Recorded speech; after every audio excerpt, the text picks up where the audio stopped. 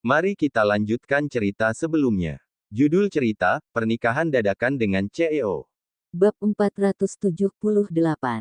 Ayah Roni langsung menghela napas lega ketika melihat Olivia segera mentransfer semua uang ke Odelia.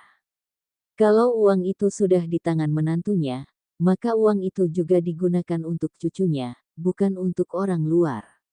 Namun, kalau uang itu jatuh ke tangan Roni, dia tahu uang itu akan kembali ke saku Sela. Begitu keluar dari rumah Chris, Sandy bersikeras mau naik mobil Stefan. Setelah naik ke mobil, dia pun berkata pada Olivia, "Kak Olive, kenapa kalian nggak ajak aku ketika kalian datang ke sini untuk kelahi, sih? Padahal kami 9 bersaudara, hanya aku yang nggak diajak." Olivia menoleh untuk melihat adik ipar bungsunya, lalu berkata, "Kamu masih di bawah umur. Kami harus melindungi anak di bawah umur. Sebenarnya, aku memang di bawah umur. Clayton juga masih di bawah umur. Kalau kami berdua berkelahi, itu hanya perkelahian 2 anak di bawah umur," kata Sandy. "Kita nggak perlu turun tangan. Biarkan saja papanya yang kasih dia pelajaran. Kamu nggak dengar kata mamanya tadi. Dia juga ingin kita ganti rugi. Karena papanya yang pukul, Sela nggak bisa minta kita ganti rugi. Nenek bilang aku datang ke sini hanya untuk meramaikan," gerutu Sandy. Kemudian, dia mengerutkan bibirnya dan berkata, "Ternyata aku benar-benar hanya meramaikan saja."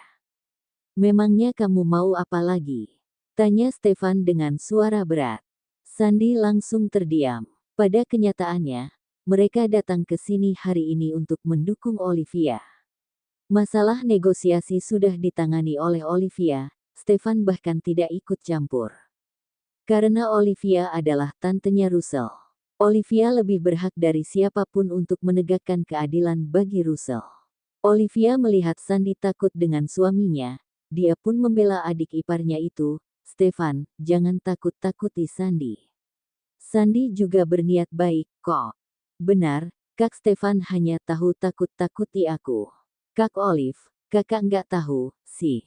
Kak Stefan lebih tegas dari papaku. Setiap kali dia pulang dan lihat aku, dia akan kasih aku sekotak besar soal latihan dan suruh aku nggak berhenti kerjakan soal. Dia nggak bisa lihat aku senggang sebentar." Saat pertama kali bertemu dengan Olivia, Sandy sudah yakin akan mencari perlindungan dari kakak iparnya itu. Dia sangat yakin kalau Stefan akan takut pada istrinya kelak. Kenyataan membuktikan kalau penilaian Sandy sangat bagus, sangat akurat. Sekarang kakaknya semakin memanjakan kakak iparnya. "Kakakmu kasih kamu soal juga demi kebaikan kamu sendiri. Kalau kamu lebih sering kerjakan soal, kelak kamu bisa masuk universitas bagus. Di antara kita bersembilan, prestasi kamu yang paling buruk," kata Stefan kepada adiknya dengan dingin. "Aku hanya nggak bisa lompat kelas seperti kalian. Di kelas aku selalu masuk 10 besar, kok. Untuk masuk ke universitas yang bagus nanti sama sekali nggak akan jadi masalah." Mereka 9 bersaudara, 8 di antaranya siswa yang berprestasi. Hanya Sandy satu-satunya yang memiliki prestasi biasa-biasa saja. Namun, di mata orang tua siswa biasa lainnya, Sandy tetaplah siswa yang berprestasi. Menyebalkan sekali. Sandy teringat sejak dia jadi siswa SMP, setiap kakak-kakaknya pulang ke rumah, mereka pasti akan memberinya soal latihan dan kertas ujian agar dia terus mengerjakan soal. Sampai-sampai Sandy ingin kabur dari rumah. Tidak, kakak-kakaknya yang tidak usah kembali ke rumah. Mereka tidak diterima di rumah. Olivia bertanya dengan kaget, "Sandy, kakak-kakakmu sering lompat kelas semasa sekolah?" "Iya, mereka semua lompat beberapa kelas. Hanya aku yang sendiri yang selangkah demi selangkah." Olivia. Kalau Olivia punya anak dengan Stefan nanti, dijamin anak mereka juga akan jadi siswa berprestasi. Bab 479. Informasi ini terlalu mengejutkan Olivia. Dia ingat ketika dia masih SMA, dia belajar mati-matian baru bisa masuk ke universitas yang bagus. Sedangkan Stefan dan adik-adiknya masuk ke universitas yang bagus dengan mudah. Mereka bahkan beberapa kali lompat kelas. Kak Olive, jangan pasang muka seperti kamu yang terpukul begitu. Seharusnya aku yang paling merasa terpukul. Olivia berpikir sejenak dan merasa benar juga. Sandy yang paling kasihan. Dia pun tersenyum dan berkata, Sandy, kamu juga nggak usah berkecil hati. Aku yakin kamu juga bisa masuk ke universitas yang bagus. Semangat. Aku harus diterima di universitas tempat kakak-kakakku kuliah dulu. Kalau nggak diterima, aku ulang lagi saja. Pada awalnya Sandy ingin berkata dia akan menamparkan dirinya sendiri 2 kali kalau dia gagal dalam ujian penerimaan. Setelah dipikir-pikir, dia merasa tidak boleh terlalu banyak memukul diri sendiri. Karena itu, dia mengubah kata-katanya. Stefan menoleh dan menatap adiknya, lalu dia fokus mengemudikan mobilnya lagi sambil berkata, kalau kamu nggak diterima, jangan bilang ke orang lain kalau kamu adikku. Sandy, Stefan, jangan terlalu menekan Sandy, kata Olivia. Anak ini suka main game. Dia sama sekali nggak merasa gugup. Nggak bisa kalau nggak kasih dia sedikit tekanan. Kak Stefan kira semua orang disiplin seperti kakak, tukas Sandy. Saking disiplinnya, Stefan sampai tidak pernah pacaran. Kalau bukan karena nenek, Sandy mungkin tidak akan pernah memiliki kakak ipar dari kakak sulungnya itu. Stefan mendengus sinis, Sandy pun tidak berani bicara lagi. Dert. Ponsel Stefan menerima pesan baru. Dia mengurangi kecepatan mobilnya dan memeriksa pesan masuk itu. Ternyata pesan dari Bilesti. Den, Bu Yuna bawa Non Amelia ke sini.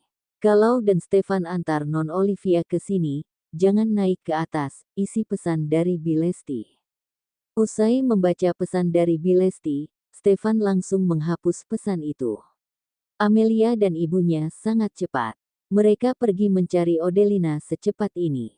Kemudian, Stefan kembali fokus menyetir seolah-olah tidak terjadi apa-apa. Beberapa saat kemudian, dia mengirim pesan kepada Reiki, nanti telepon aku setiap 10 menit. Sewaktu Reiki menerima pesan tersebut, awalnya dia tidak mengerti. Namun, setelah berpikir sejenak, dia baru memahami maksud Stefan. Setelah keluar dari jalan tol, Kelvin berhenti dan berkata pada Stefan dan Olivia, Kak Stefan, Kak Olivia, kami nggak ikut kalian lagi, ya. Stefan hanya bergumam pelan. Kelvin, terima kasih. Olivia berterima kasih kepada adik-adik iparnya. Kelvin tersenyum dan berkata, Kak Olivia, kita satu keluarga. Nggak usah sungkan begitu. Kapanpun kamu butuh kami, bilang saja. Olivia sangat menyukai keluarga seperti ini, sifat kekeluargaan seperti ini, semua adik dan paman Stefan begitu baik. Tidak peduli siapapun yang menemui kesulitan, mereka semua akan berkumpul dan saling membantu. Sarah juga pernah bilang pada Olivia kalau dia tidak akan memperkenalkan pria yang tidak baik untuk Olivia. Baru saja Olivia memikirkan Sarah, sang nenek sudah keluar dari mobil dan berganti tempat duduk dengan Sandy. Sandy dengan enggan masuk ke mobil Kelvin. Padahal dia juga ingin tinggal di rumah kecil Stefan bersama neneknya. Hidupnya pasti akan bahagia karena ada kakak iparnya yang melindunginya. Kapan Stefan akan membawa Olivia kembali ke rumah besar mereka dan mengungkapkan identitasnya? Sandy sangat ingin menjalani kehidupan di mana ada kakak ipar yang akan melindunginya. Sekalipun langit runtuh, ada kakak iparnya yang akan mendukungnya. Olive, kamu nggak tidur semalaman. Bagaimana kalau kita pulang dan istirahat dulu? Sarah melihat lingkaran hitam di bawah mata Olivia dan berkata, kakakmu dan Russell juga perlu istirahat. Lagi pula, ada Lesti di sana yang jaga mereka. Kamu nggak perlu terlalu khawatir. Stefan menerima laporan dari Bilesti. Tentu saja Sarah juga menerima laporan yang sama. Sebenarnya, Yuna sangat akrab dengan Sarah. Pada saat itu, Sarah ingin menarik Yuna dari Sanjaya Group, kemudian, dia mengetahui Yuna dan penerus Sanjaya Group telah menjadi sepasang kekasih. Sarah menyayangkan hal itu cukup lama dan berkata kalau dia terlalu lambat. Meski tidak berhasil menarik Yuna untuk menjadi karyawan elit di Aditama Group, hal itu tidak membuat Sarah berhenti mengagumi Yuna. Sekarang Yuna sedang menuju Astute Residence. Sarah tidak boleh pergi ke sana, jangan sampai Yuna mengungkapkan identitasnya. Semua gara-gara Stefan. Karena Stefan, seluruh keluarganya harus ikut berakting. Bab 480. Sarah selalu menyangkal kalau dia menikmati permainan ini. Olivia memang tidak tidur semalaman. Tadi pagi dia sudah minum secangkir kopi. Sekarang dia pun mulai mengantuk. Karena itu, dia berkata, "Aku coba telepon kakakku dulu, tanya kondisi Russell." Begitu menelepon kakaknya, Oliva pun mendapat kabar kalau Amelia dan ibunya datang menjenguk Russell sambil membawa hadiah pula. Olivia tahu tujuan utama kedatangan mereka. "Kak, mamanya Amelia ada ngomong apa, enggak?" Olivia masih belum memberitahu kakaknya tentang hal ini. "Enggak ngomong apa-apa. Dia hanya merasa kasihan pada Russell. Kalau Amelia sudah memarahi anak Sheila setengah jam ada kali. Teman dan keluarga suami adiknya semuanya lebih hebat dari suami dan mertuanya." Hal itu membuat Odelina semakin merasa sedih. Mengapa dia begitu buta saat itu sehingga bisa menikah dengan B***? Jingan seperti Roni. Beraninya seorang ayah seperti Roni ingin merebut hak asuh Russell darinya. Begitu proses pengadilan gugatan cerainya dimulai, Odelina akan memberikan foto-foto Russell dipukuli. Dia percaya hakim akan memberikan hak asuh Russell kepadanya demi kebaikan Russell. Bu Yuna sepertinya kurang sehat. Wajahnya sangat pucat. Mereka nggak lama di sini, Amelia cepat-cepat bawa mamanya pulang. Satu-satunya hal yang diperhatikan Odelina yaitu ada yang tidak beres dengan Yuna. Wajah Yuna semakin lama semakin pucat, yang membuat Odelina kaget bukan main. Amelia juga terkejut. Karena itu, dia segera membawa ibunya pergi. Setelah mendengar kata-kata kakaknya, Olivia terdiam sejenak, lalu dia pun memutuskan untuk memberitahu kakaknya, "Kak, kemungkinan Mama adalah adik Bu Yuna yang sudah dicarinya selama puluhan tahun."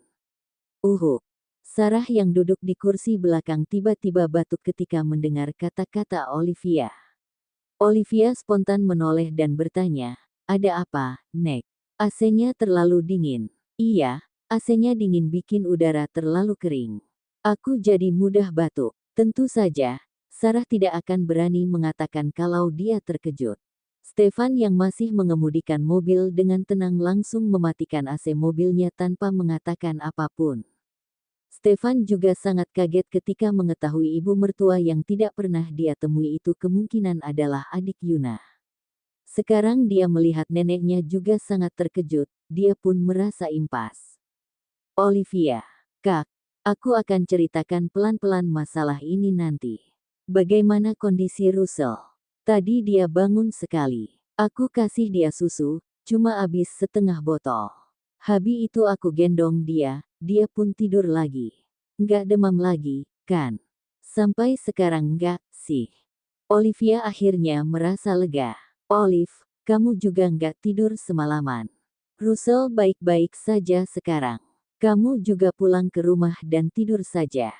Odelina merasa kasihan pada anaknya, juga kasihan pada adiknya, dia sendiri terjaga sepanjang malam. Meski tadi pagi sempat tidur sebentar, sekarang kepalanya tetap saja terasa sakit. "Ya sudah, kalau ada apa-apa, minta bantu Bi Lesti saja. Nanti malam aku ke sana." Ibu mereka adik Yuna atau bukan, mereka tidak akan terburu-buru untuk membuktikan hal ini. Yuna. Harus Yuna yang berinisiatif. Olivia yang sudah lega sudah tertidur sebelum sampai di Lotus Residence. Setiba mereka di Lotus Residence, Stefan memarkir mobilnya. Sarah pun berkata dengan suara pelan, "Kamu gendong Olivia ke atas, aku jalan-jalan sebentar." Sarah memberikan waktu agar cucunya bisa berduaan dengan istrinya. Stefan tidak mengatakan apa-apa. Dia langsung menggendong Olivia yang tidur keluar dari mobil. Pada dasarnya, neneknya orang yang tidak bisa diam di rumah. Sang nenek punya 2 kaki, dia bisa pergi kemanapun dia mau. Stefan, kamu harus cepat-cepat. Sarah mengingatkan cucunya dengan tatapan penuh arti. Stefan malah menekuk wajahnya, masih tidak berbicara. Dia pun berlalu sambil menggendong Olivia.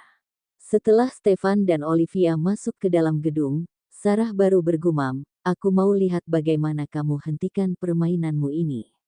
Hahaha, Stefan, ada harinya kamu kesulitan juga ternyata. Siapa suruh kamu sombong, siapa suruh kamu berpura-pura? Stefan, seperti inilah nenek kandungnya. Bab 481. Stefan menggendong Olivia kembali ke rumah kecil mereka. Begitu membuka pintu, mereka disambut oleh anjing peliharaan Olivia, minggir. Stefan menggertak dengan suara pelan, anjing kecil itu langsung berbaring di lantai dengan patuh dan tidak berani mendekat. Dia tahu Stefan tidak terlalu menyukainya. Untung saja, pria itu tidak melakukan kekerasan padanya. Dia juga tidak kekurangan makanan dan minuman. Tring tring tring. Ponsel Stefan berdering. Dia masih menggendong Olivia, karena itu dia tidak bisa mengambil ponsel di dalam sakunya. Karena tak kunjung diangkat, orang yang meneleponnya dengan cepat menutup telepon. Sepertinya Reiki. Mengikuti perintah Stefan untuk meneleponnya setiap 10 menit, agar Stefan memiliki alasan untuk pergi. Akan tetapi, Reiki tidak perlu melakukannya lagi sekarang. Karena Yuna dan Amelia telah meninggalkan rumah Odelina. Stefan membawa Olivia kembali ke kamarnya dan membaringkannya ke tempat tidur. Setelah itu, dia menutupi Olivia dengan selimut. Kemudian, dia baru mengeluarkan ponselnya untuk menelepon Reiki dan berkata dengan suara pelan, Reiki, nggak usah telepon lagi. Oh, nggak usah telepon lagi toh. Aku baru saja pikir mau nggak telepon terus sampai ponsel kamu pecah. Bibir Stefan spontan berkedut. Sudah makan? Belum. Mau makan bareng? Nggak. Nggak usah. Kamu nggak ajak Junia makan bareng. Kalau dia tolak, aku malu banget, dong. Setelah kami bertemu, kami saling tukar nomor telepon. Tapi dia nggak hubungi aku dulu, aku juga nggak tahu apa yang dia pikirkan tentang aku, kata Reiki. Aku akhirnya mengerti kenapa nenekku kesal sama aku, ujar Stefan. Reiki terdiam, lalu bertanya, kalau begitu, aku ajak dia makan sekarang. Terserah kamu. Pokoknya, kalau ngejar perempuan, mukamu harus tebal. Kelihatannya mukamu sangat tebal sekarang. Stefan menyentuh wajahnya sendiri, nggak pernah diukur, jadi nggak tahu seberapa tebal. Reiki spontan tertawa terbahak-bahak, Olivia benar-benar perempuan yang paling aku kagumi dalam hidupku, nggak ada duanya. Pergi sana. Stefan memarahinya dan langsung menutup telepon. Kemudian, Stefan duduk di tepi tempat tidur Olivia dan memperhatikan wajah tidurnya dengan tenang. Garis wajah Olivia terlihat menjadi lebih lembut. Dia membungkuk dan mencium wajah itu, lalu berbisik di telinga Olivia, Olivia, aku juga sangat kagum sama kamu. Kamu telah mengambil separuh jiwaku dengan begitu mudah. Usai berkata, Stefan menyentuh wajah Olivia dengan lembut. Sorot matanya yang lembut terpancar begitu saja, tidak ingin dia sembunyikan lagi. Entah berapa lama dia menatap Olivia. Setelah itu, dia baru meninggalkan kamar Olivia. Olivia tidur sampai hari menjelang malam dia baru bangun. Dia bangun pun karena merasa lapar. Begitu membuka matanya, dia melihat ruangan yang familiar baginya. Dia tahu dia tertidur di dalam mobil, lalu Stefan yang menggendongnya ke kamarnya. Bagaimana dengan Stefan? Tiba-tiba pintu kamar Olivia terbuka. Stefan yang memakai celemek dengan motif bunga-bunga masuk ke dalam kamar. Tampaknya dia baru saja sibuk di dapur. Sudah bangun? Tanya pria itu. Kemudian, Stefan berjalan ke samping tempat tidur. Nada bicaranya begitu lembut. Sorot matanya kala menatap Olivia juga sorot mata yang bisa membawa pergi hati dan jiwa Olivia. Dulu, Mengapa Olivia selalu merasa mata pria itu terlalu tajam dan dingin? Sudah jam berapa sekarang? Tanya Olivia. Jam 6 sore. Bisa-bisanya aku tidur selama ini. Olivia mengusap perutnya, pantas saja aku merasa lapar. Stefan menyerahkan sisir pada Olivia agar Olivia bisa menyisir rambutnya. Lalu dia berkata, kamu tadi siang nggak makan, nggak heran kamu lapar. Olivia tidur dengan sangat nyenyak. Karena itu, Stefan tidak membangunkannya untuk makan siang. Kakakku ada telepon, nggak. Nggak, tapi aku ada telepon Bilesti. Russell nggak demam lagi, dia juga tidur terus. Olivia menghela napas lega. Pada saat yang sama, hatinya juga terasa hangat melihat Stefan yang perhatian dan mementingkan Russell. Olivia merasa semakin lama semakin menyukai suaminya itu. Sekalipun perasaan ini berlandaskan rasa syukur, rasa suka itu juga nyata. Mau mandi dulu sebelum makan? Tanya Stefan. Mandinya nanti saja, deh. Malam ini aku masih nginap di rumah kakakku, ya. Stefan tidak mengatakan apa-apa. Olivia mencondongkan wajahnya ke depan wajah Stefan dan mengedipkan matanya yang indah, lalu menggodanya, kenapa? Nggak rela berpisah denganku. Bab 482. Stefan masih bersikeras tidak mau mengaku dan berkata, nggak.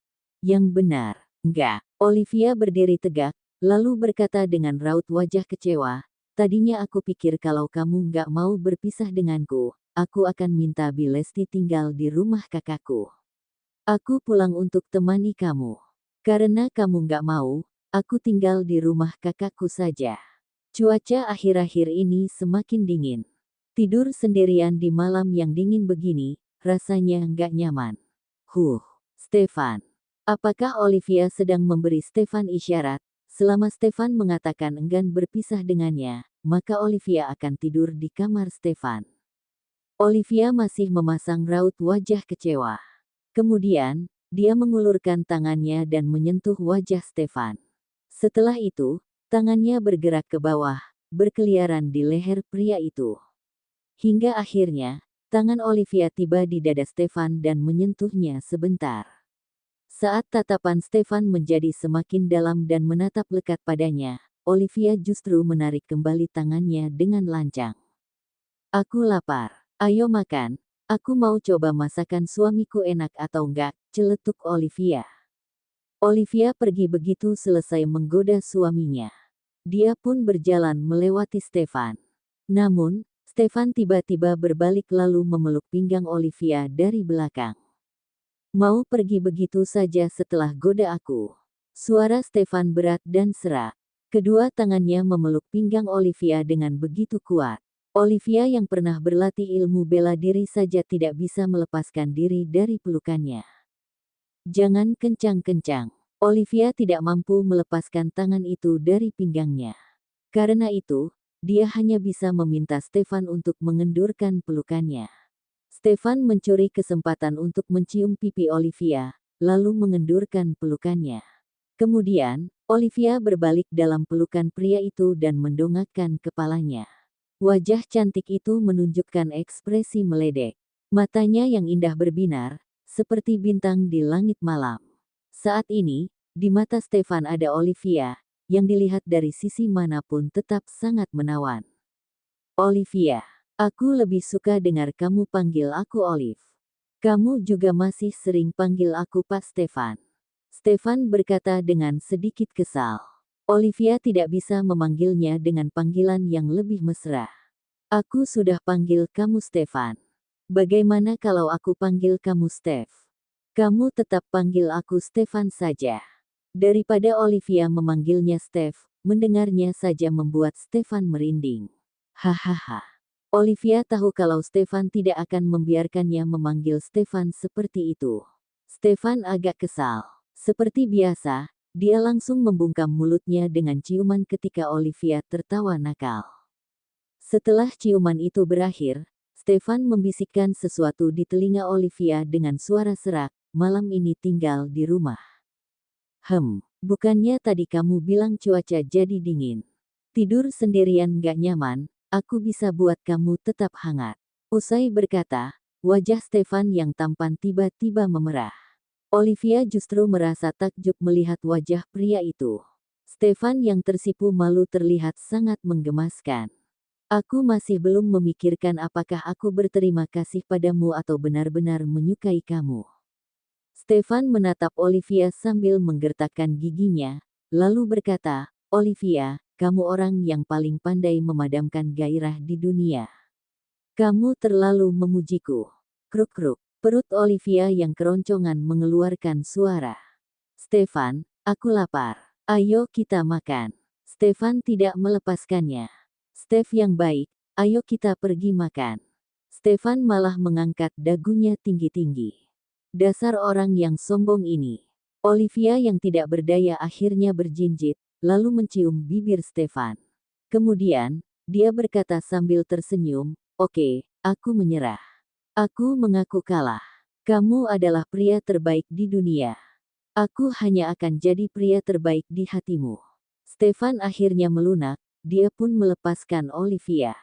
Setelah mendapatkan kembali kebebasannya, Olivia segera meraih tangan besar Stefan yang hangat, lalu menariknya keluar dari kamar. Sambil berjalan keluar dari kamar, Olivia baru menjawab, untuk saat ini, kamu sudah jadi pria terbaik di hatiku. Tidak ada yang tahu apakah kelak akan ada orang yang mengalahkan Stefan di hati Olivia. Bab 483. Setelah pasangan itu saling menggoda satu sama lain, Stefan sangat perhatian kepada Olivia selama makan. Sikap pria itu membuat Olivia merasa tersanjung. Pada saat yang sama, dia pun berpikir dalam hati, suami yang baik memang benar-benar harus dilatih sendiri. Semoga saja suami yang telah dia latih sendiri tidak akan direnggut oleh orang lain. Selesai makan, mereka berdua pergi ke rumah Odelina bersama. Russell sudah bangun, tapi dia masih belum mau main sendiri. Dia terus menempel pada ibunya, selain ibunya, hanya Olivia yang bisa menggendong Russell sekarang. Dia bahkan tidak mau digendong Bilesti. Besok kakak pergi kerja, enggak? Tanya Olivia yang sedang menggendong Russell. Odelina menatap Russell, dalam hatinya ada pergulatan batin sejenak. Kemudian, dia berkata, Olive, aku ingin mengundurkan diri dan bikin usaha sendiri. Odelina sangat khawatir dengan kondisi Russell saat ini. Namun, kalau dia meminta cuti, karyawan baru seperti dia akan sangat mudah kehilangan pekerjaan. Setelah mempertimbangkan masalah ini seharian, Odelina pun memutuskan untuk memulai bisnis sendiri sambil menjaga anaknya. Kakak sudah pikirkan mau usaha bidang apa? Aku ingin buka restoran sarapan. Bagaimana menurutmu? Selain kerja di perusahaan, aku hanya punya keterampilan memasak. Jadi, aku ingin buka restoran sarapan. Aku hanya bekerja dari pagi sampai siang, lalu sorenya aku bisa istirahat dan jaga Russell, ujar Odelina dengan ragu-ragu. Kalau mau buka restoran sarapan harus bangun pagi-pagi, loh. Pasti sangat melelahkan juga. Kakak bisa atasi semuanya sendirian. Di awal-awal, Odelina bisa datang dan membantu kakaknya. Namun, dia tidak bisa datang setiap hari. Aku mulai dari kecil-kecilan dulu. Hanya ada 2 menu. Nanti kalau sudah hasilkan uang, aku baru dirikan toko dan mempekerjakan seseorang untuk bantu aku, kata Odelina. Stefan yang sedari terdiam tiba-tiba menyela, dia pun mendukung kakak iparnya memulai usaha kecil-kecilan terlebih dahulu. Sudah ada tempat yang Kak Odelina suka. Mau bangun toko di mana? Berapa modal yang kakak butuhkan? Paling bagus kalau bisa sewa di pasar, tapi susah sekali. Selain pasar, paling-paling di sekitar perusahaan-perusahaan besar. Lebih bagus lagi di dekat perusahaan yang nggak ada kantin. Tapi tempatnya juga sudah diambil orang lain. Kecuali ada orang yang mau over toko, nggak usah terburu-buru, Kak. Mending kakak periksa dulu yang di pasar. Kalau benar-benar nggak ada tempat, kita juga bisa bangun toko. Kalau modal kakak nggak cukup, aku pinjamkan ke kakak. Cari seorang pekerja untuk bantu-bantu. Kakak juga harus jaga Russell, jangan sampai kakak kelelahan, kata Olivia. Besok aku minta cuti dulu. Tunggu Russell sembuh baru kita bicarakan lagi.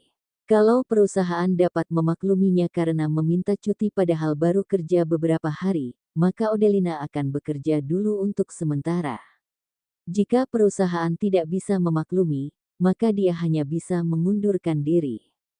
Aku ingin bicara lagi dengan Roni soal perceraian kami. Aku akan bawa bukti yang dikumpulkan teman Stefan. Kalau mau mengajukan gugatan cerai, mungkin akan butuh waktu lama. Sekarang aku nggak mau hidup bersamanya lagi biar sedetik pun. Kalau memang nggak mencapai kesepakatan, aku baru mengajukan gugatan cerai. Olivia dan suaminya saling memandang satu sama lain. Kemudian, Olivia baru mengangguk setuju, kalau begitu kakak bicarakan lagi dengan Roni. Lebih bagus kalau bisa cerai dengan kesepakatan bersama, prosesnya lebih cepat. Kak, jangan tunjukkan bukti kalau Roni ada uang tambahan. Tapi, bolehlah takut-takuti dia. Olivia tiba-tiba teringat sesuatu dan berkata lagi, oh ya, Kak. Kakak boleh cari Yeni dan bicara dengannya. Biarkan dia desak Roni. Demi mempertahankan pekerjaan dan bisa menikahi Yeni lebih cepat, Roni mungkin saja akan memilih mengalah. Odelina berpikir sejenak dan merasa yang dikatakan adiknya masuk akal juga. Kalau kakak nggak sempat, aku bisa bantu ajak Yeni ketemuan dan bicara dengannya, ujar Olivia. Nggak usah, aku akan bicara dengannya sendiri. 2 hari ini aku akan minta cuti untuk jaga Russell di rumah. Aku akan ajak Yeni ketemuan besok sore. Odelina tidak perlu bantuan Olivia, Olivia pun tidak memaksa. Bab 484. Olive, Stefan, kalian yang harus pergi kerja saja. Yang harus buka toko pergi buka toko saja. Kalian gak perlu datang ke sini. Aku bisa jaga Russell sendiri. Olivia merasa tidak terlalu tenang, kalau begitu biar Bilesti tinggal di sini. Pada awalnya Olivia mempekerjakan Bilesti agar ada yang bisa jaga Russell di siang hari, sekaligus ada yang urus kebersihan rumah kecil Stefan dan Olivia. Odelina merasa tidak enak hati. Bilesti adalah orang yang dipekerjakan oleh Stefan karena tidak ingin istrinya terlalu lelah. Pada akhirnya, Odelina selalu meminta Bilesti untuk membantunya. Kak, kita ini kakak adik, harus saling mendukung. Olivia tidak ingin kakaknya merasa terbebani, yang paling penting kakak dan Russell baik-baik saja. Kalau begitu, kamu tolong bayar gaji Bilesti dulu. Tunggu usaha kakak sudah berdiri, aku akan kembalikan ke kamu. Odelina menghargai bantuan adiknya. Namun, dia tidak bisa menerima semua ini begitu saja. Stefan tiba-tiba berkata dengan lembut, Kak, kita ini satu keluarga, nggak perlu dibagi dengan begitu jelas. Penghasilan aku dan Olive lumayan sekarang. Kita berdua juga belum punya anak, biaya hidup lebih ringan. Kamu nggak perlu khawatir soal gaji Bilesti. Tenang saja, kami nggak akan perlakukan Bilesti dengan buruk. Odelina benar-benar semakin puas dengan adik iparnya itu. Olivia lebih beruntung darinya. Stefan adalah pria yang bertanggung jawab. Pukul 9 malam, Olivia dan Stefan meninggalkan Astute Residence dan kembali ke rumah mereka. Sarah sudah duduk di ruang tengah sambil menonton TV. Begitu melihat pasangan muda itu datang sambil bergandengan tangan, Sarah seketika merasa sangat senang. Stefan terlihat kurang leluasa, tapi Olivia justru terlihat tenang. Mereka adalah pasangan suami istri, memangnya kenapa kalau mereka bergandengan tangan? Nenek abis pergi kemana? Aku nggak lihat nenek tadi sore. Setelah berjalan ke depan Sarah, Olivia baru melepaskan tangan Stefan dan duduk di sebelah sang nenek. Nenek pergi cari teman lama untuk mengobrol. Kamu baru pulang dari rumah kakakmu. Bagaimana dengan Russell? Sudah baikan? Belum. Olivia mengangguk. Sudah jauh lebih baik, Nek. Aku minta Bilesti untuk tinggal di sana dan bantu kakakku jaga Kusel. Baguslah kalau begitu. Oh ya, kamu bilang adik Bu Yuna mirip dengan Russell. Bu Yuna sudah pergi ke rumah kakakmu dan lihat Russell. Dia ada bilang apa? Enggak. Sarah lebih ingin tahu apakah mendiang Ibu Olivia adalah adik yang dicari Yuna selama puluhan tahun. Bu Yuna sudah pergi ke rumah kakakku, tapi dia nggak ngomong apa-apa. Hanya saja, wajahnya jadi pucat. Amelia kaget dan cepat-cepat bawa mamanya pulang. Aku rasa, mungkin saja, mamaku adalah adik yang selama ini dia cari. Karena memikirkan Ibu Olivia yang telah meninggal selama 15 tahun, Yuna sulit menerima kenyataan ini sehingga wajahnya jadi pucat. Dia telah menghabiskan puluhan tahun untuk mencari adik satu-satunya. Namun, begitu mendapat petunjuk, dia malah dapat kabar kalau adiknya sudah meninggal 15 tahun yang lalu. Siapapun tidak bisa menerima hal ini. Dalam masalah ini, Bu Yuna yang berhak mengambil inisiatif. Aku dan kakakku nggak bisa ngomong apa-apa, juga nggak bisa melakukan apapun. Begitu mengungkit masalah ini, perasaan Olivia menjadi tertekan. Sarah mengangguk setuju, Bu Yuna butuh waktu untuk menerima kenyataan kalau adiknya kemungkinan sudah meninggal. Beberapa hari lagi, dia pasti akan cari kalian berdua dan mengusulkan untuk melakukan tes DNA dengan kalian. Sarah menepuk tangan Olivia dan menghiburnya. Olive, apapun hasilnya, kita harus terima dengan tenang. Seandainya mama kamu benar-benar adik Bu Yuna, meski mama kamu nggak bisa berkumpul lagi dengan kakaknya, seenggaknya masih ada keluarga yang mencarinya dan selalu mengingatnya. Dia pun bisa beristirahat di sana. Olivia berusaha menahan air mata yang menggenang di kelopak matanya.